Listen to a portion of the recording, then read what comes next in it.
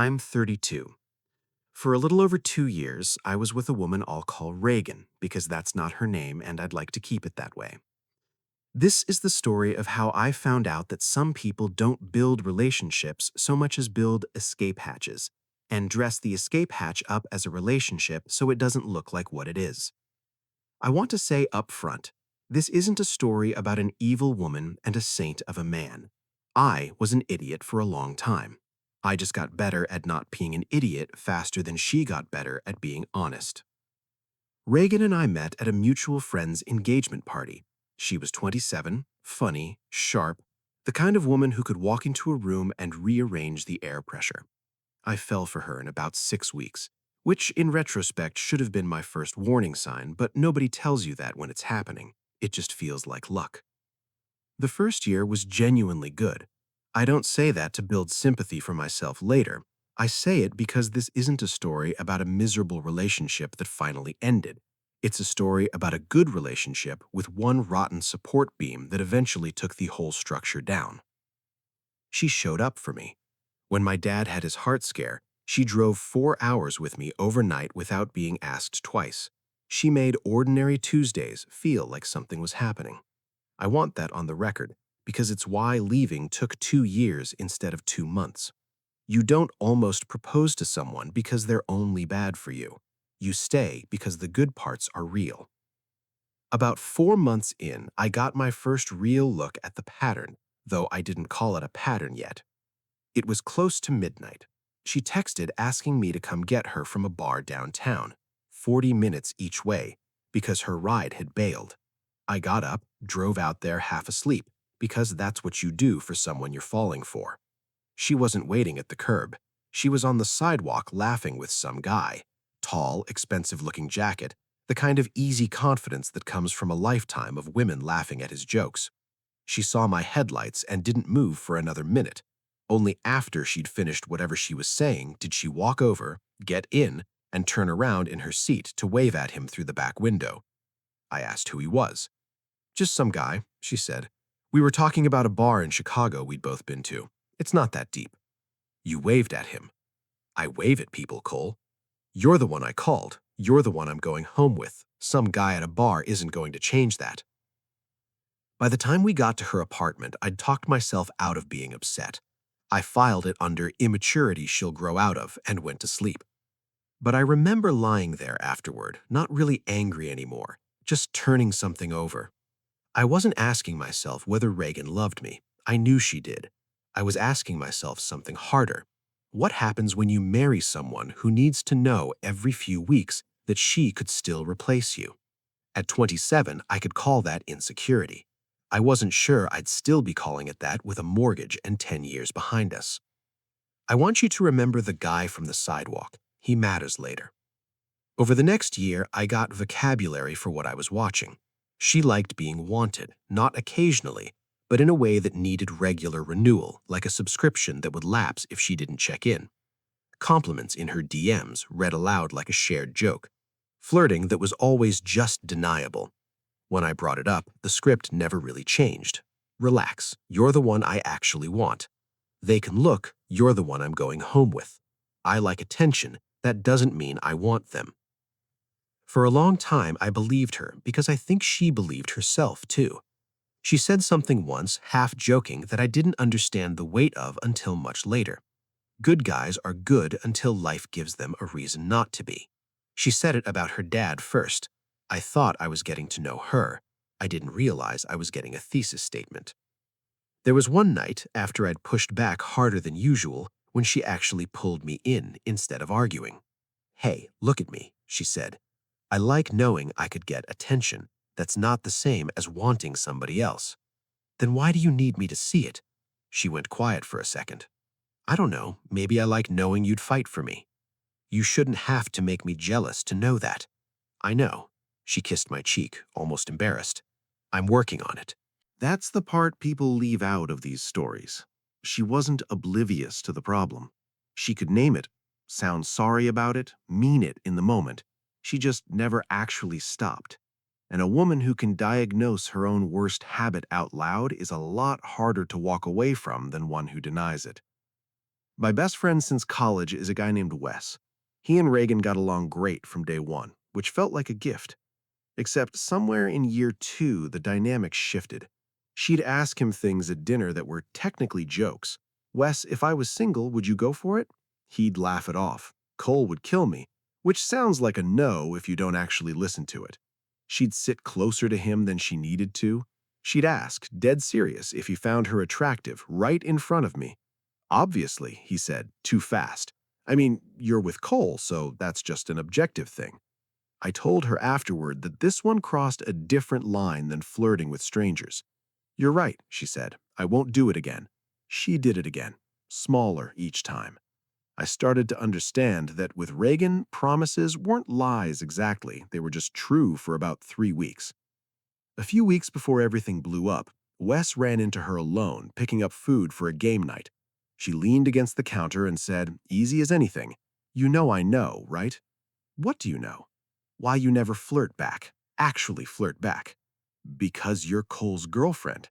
"No," she said, "because you're afraid you'd like it." He told me, much later, that something in him finally snapped straight. "Reagan, stop doing this," he said. "Doing what?" "Whatever this is, I mean it." She smiled. "See, you do like me." "That's exactly why I'm telling you to stop." He held the line that day. I want that on the record too, because it makes what happened after so much worse, not because he didn't understand what he was risking, but because he understood it completely and still let it happen anyway. About 5 months ago, we were at a small gathering at our friend Priya's.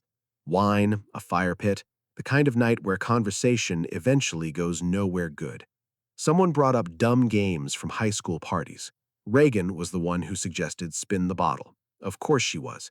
She kept steering it toward Wes. "You're way too tense about this." And when he deflected, she needled harder, turning it into a dare about her composure instead of about her. The bottle didn't land on him fairly, if I'm honest. I think she nudged it, but it landed close enough to call, and she called it his. She kissed him. For half a second, I told myself, okay, this is stupid, but it's nothing. Then he kissed her back. Long enough that the room went quiet before I let myself understand why. And for just a second before either of them recovered, I watched something crack across Reagan's own face. Not guilt, something closer to surprise, like she'd expected to be the only one steering and had just found out she wasn't. She'd wanted proof that Wes could be tempted. She hadn't been ready for proof that he actually wanted her back. Her own game had stopped being a game, and for one unguarded second, that scared her more than it scared anyone else in the room. I don't remember standing up. I remember being on the porch with Wes, asking him, very calmly, why. "He has feelings for her," he said. "I've had them for a while." "How long?" "Longer than I want to admit." "Did she know?" That's the question I actually needed answered. He looked at the ground. "I told her once what I'd do if you two broke up. I told her I didn't want to talk about it." "That's not an answer." "I know." He finally looked at me. "She knew, Cole. She's known for a while." Back inside, Reagan tried minimizing it. "It was just a game. You're overreacting." And then, when that didn't land, she pivoted somewhere colder. "See, this is what I've been trying to tell you. Even Wes. Give anyone the right 5 seconds and the right permission, and they'll take it." I stood there thinking, you built the 5 seconds. You knew exactly which door was unlocked. And now you're using the fact that it opened as proof nobody can be trusted. She created the exact conditions for betrayal and then treated the result as evidence about the world instead of evidence about herself. I didn't forgive either of them that night. Or the next week. Wes reached out again about a week later. "There's something else that's been sitting wrong with me," he said. "Months ago, before any of this, she asked if I knew a good bank, somewhere out of state, somewhere that wouldn't show up if someone was checking her usual accounts. She said, 'I want money nobody else has to know about.' I figured it was nothing. I didn't put it together until now. Over the next couple weeks, while things between us were still cold, I found it myself, helping her with a tax document she'd been putting off, a savings account I didn't recognize, about $11,000, opened almost a year earlier, steady deposits the entire time we'd supposedly been saving together for a house, The entire time, I'd been covering more of our shared costs because she didn't want to touch her aggressive savings. "It's not what you think," she said, which is a sentence that means it is exactly what you think. Then what is it? It's mine. Every woman should have money that lets her leave. Leave what? Anything. Anyone. She had backup money, a backup man, and now, apparently, a backup plan for every version of the future that might disappoint her. I sat with that for a long time before I said anything else, and what I finally landed on was simple. I was starting to wonder if I was her boyfriend or just the option currently ranked first. Something shifted in me after the money. I didn't announce anything. I just stopped supplying the reaction she'd spent 2 years training herself to expect. She'd mentioned some guy who'd messaged her. "Okay," I'd say, and keep doing whatever I was doing. She'd get dressed up to go out, watching me for a flicker of jealousy like she was checking a gauge. I'd tell her to have fun and mean it. My anger had always been proof to her that she mattered. My indifference didn't fit anywhere in her model, and I watched it unnerve her far more than any fight ever had. Within a couple weeks, she was asking me questions she'd never bothered with before: who I was texting, why I was late, whether a coworker named Marisol who'd looped me into a project at another firm meant anything. Nothing had happened there, but for the first time in our relationship, Reagan was living inside the exact uncertainty she'd spent 2 years manufacturing for me. She didn't like it. The opportunity Marisol had mentioned turned into something real: a 3-day work trip out of state I'd been sitting on for months because I hadn't wanted to be away from Reagan that long. This time, I said yes without hesitating. Reagan didn't take it well. Not loudly, she'd learned loud didn't move me anymore, but I could see the calculation running behind her eyes. "I know what some of you are going to say. If you're hiring a private investigator, the relationship is already dead." You're probably right. I wasn't hiring him to decide whether to leave. I'd already made that decision somewhere in the last few weeks without fully admitting it to myself. I just didn't want to spend the next 5 years wondering whether I'd walked away from a woman who'd never actually crossed the final line. So before I left, I hired someone licensed to document her public movements over those 3 days. Nothing illegal, no devices, no private property, nothing that wasn't already happening in public. I told him one thing before I left: "I'm hoping I'm paying you to find nothing." The first day and a half, nothing did. I actually started composing an apology to myself for the paranoia. Then, the second evening, she'd met Wes at a coffee place, sat with him 40 minutes, and he'd left. Nothing physical, just a tense conversation from a distance. For about an hour, I was convinced I already knew how this ended. I was wrong about who. The next night, she went to a bar downtown, greeted a man warmly, an older interaction clearly, like they already knew each other. When the description came back, it took me a second to place him, and then it hit like ice water. Same build, same expensive jacket, a face from a sidewalk more than a year and a half ago. The guy from the very first night I ever drove 40 minutes to bring her home. She'd never actually let that nobody go. He'd been an option she'd kept warm the entire time. And suddenly I remembered her hand on my leg that night. "You're the one I'm going home with." Apparently she'd meant that night specifically. I'd been stupid enough to hear forever. They left the bar together. The investigator documented them entering a hotel a few blocks away. She left the following morning, alone. I didn't feel rage. I felt something quieter and worse. The bottomless calm of finally understanding something you'd spent 2 years refusing to. I got home Sunday night. She kissed me hello like nothing had happened, and I let her have that because I wanted to see what she'd do with it. "Quiet weekend," she said. "Missed you. Wes stopped by to clear the air, actually. Nothing happened before you ask." Before I said anything else, I gave her one last chance. "Did you see anyone else this weekend? Anyone at all?" "Now." "Anyone, Regan." "I already told you, Cole." She looked right at me when she said it. Didn't blink. That's the part I keep coming back to, more than the hotel. She had a clean opening to just tell the truth, and she chose not to. Only then did I tell her what I knew. The coffee, the bar, the hotel. The man from the first night we ever really fought about anything. Her face did something I'd never seen. Fear first, fast, before she buried it under anger, because anger was the only tool she'd ever had. She tried making the investigator the crime instead of what he documented. I didn't let her. Eventually, with nowhere else to go, she admitted it, carefully, in the smallest words she could find. That it had happened before, too, once, months earlier. "It happened because you were already leaving me," she said. "I hadn't left. Emotionally, you had. So your solution was making sure I had a reason? We can fix this, Cole." "No." "Cole, I told you from the beginning, Cole," she said, her voice sharpening into the only defense she had left.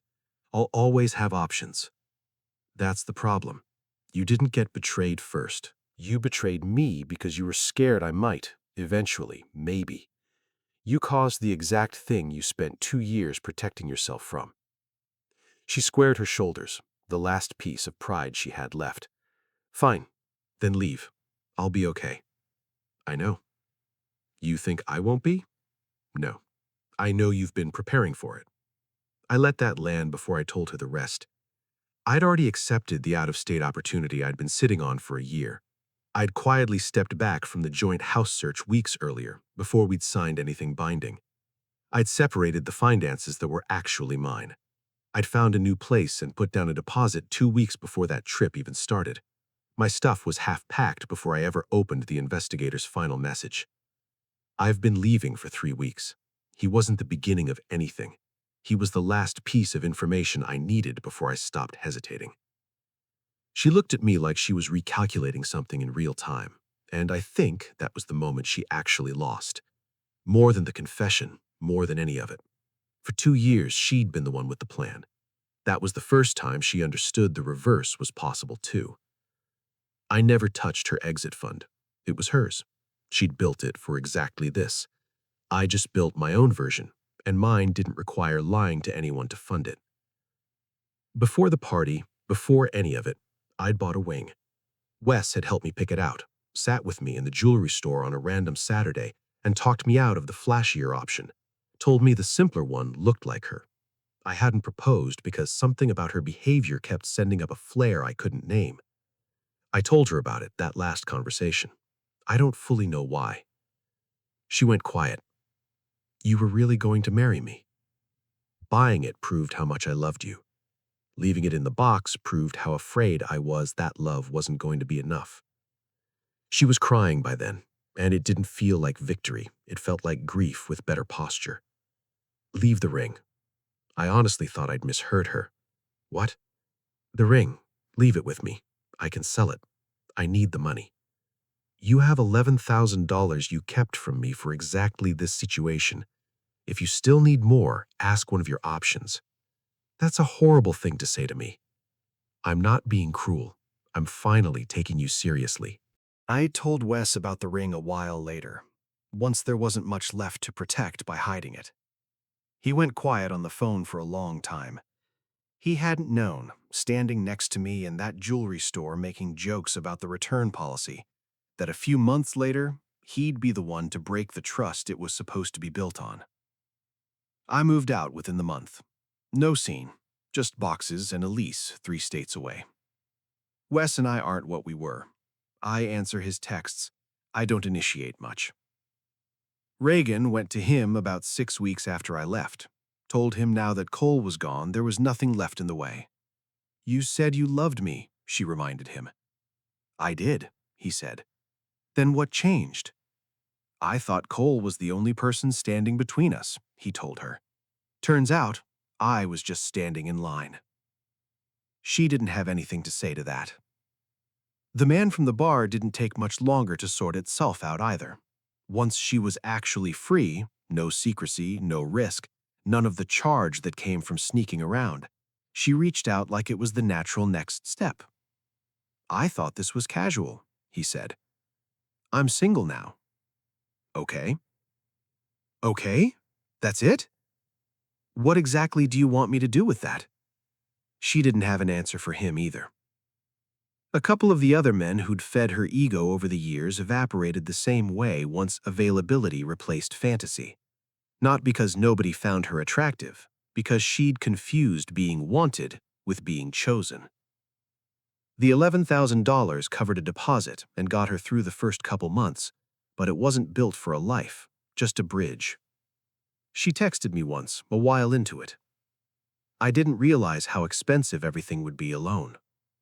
That's what the fund was for, I told her. It was enough, she wrote back. Enough for what? A long pause. I don't know. Enough to get somewhere else. With who? She never answered that one. She didn't have to.